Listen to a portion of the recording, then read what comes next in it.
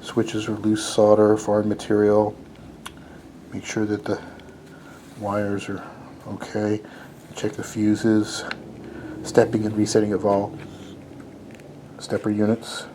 Check the transformer for any material across the wiring lugs. Okay. Yep, good to know. And what do we have here? That looks like schematics, but this also looks like schematics. Is there more than one schematic? Let's see.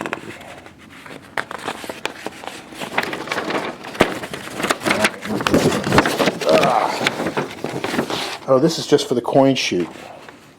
Schematics for the coin chute circuits. Okay. And then this.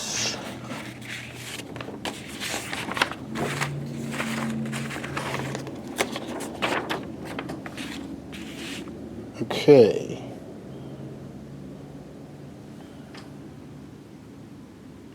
It's a schematic RGB color monitor. What? Why would there be a schematic for an RGB color monitor in a pinball machine?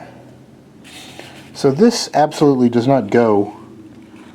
So this is an Electro-Home G07 monitor. Okay.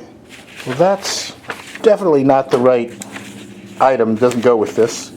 But I actually do have a few Electro-Home monitors, so that'll come in handy. Too bad I do not have the schematics for this game.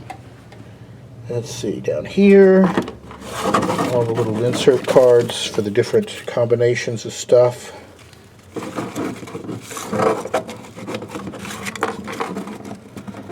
And I'll get a nice plastic folder and put all this stuff in. Put it all right there. Some fuses. Whenever you see something like this, like a spring, you're like, okay, where is there a spring missing from somewhere? Although this doesn't look like a pinball spring. It's pretty heavier than your typical springs. See, there's springs on these coils right here, but they're not as beefy as this. I guess it could be used. So when I see something like that, I'll look around in the machine to see. Always look around so you can find any weird pieces and parts missing, but it looks pretty good.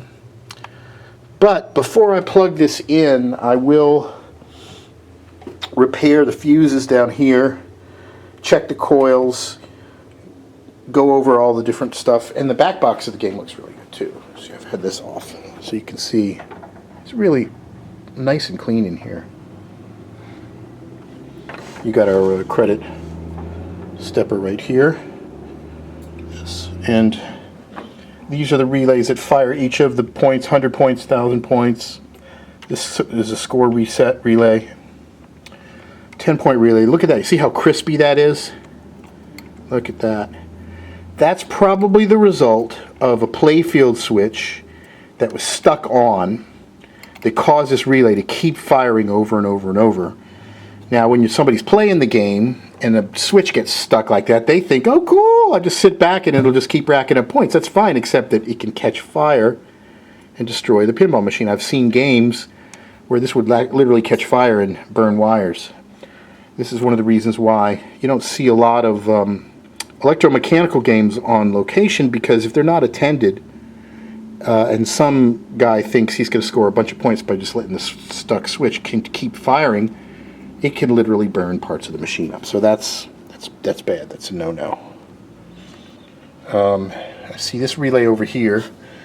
A lot of stuff seems to be marked, but this one isn't marked. But we can see that there's two coils.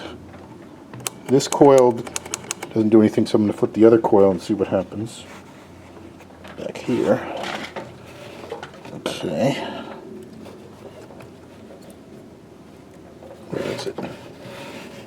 Hard to do. There we go. See, boom. 1, 2, 3.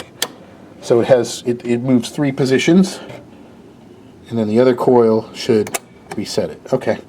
So that stepper has 4 positions.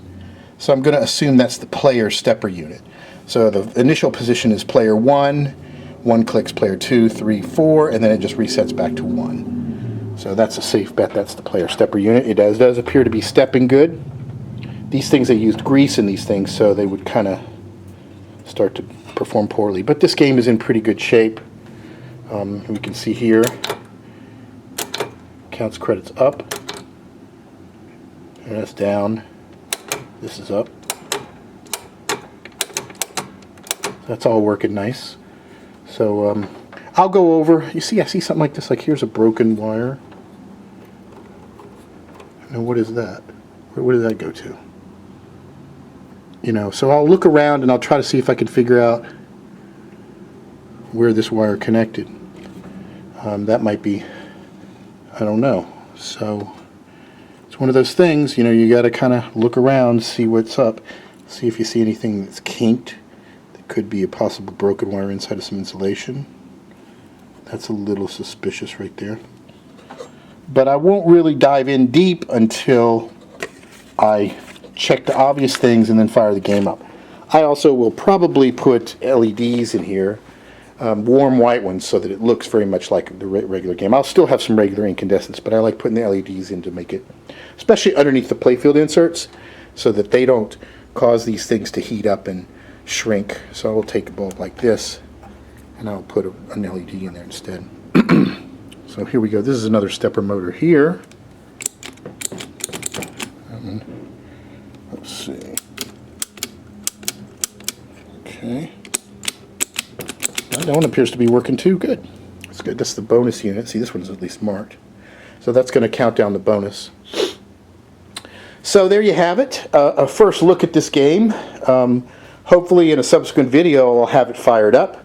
But you can see I'm just kind of giving it a little look-see and see what's going on. This is a nice game. It's very clean. It seems to have all the little notes in it and everything. So that's pretty cool. So thanks for watching. And for more, visit me on the website, PinballHelp.com. There's a Twitter thing, Twitter at PinballHelp, and all that stuff. Anyway, thank you guys for watching, and hope to see you again soon.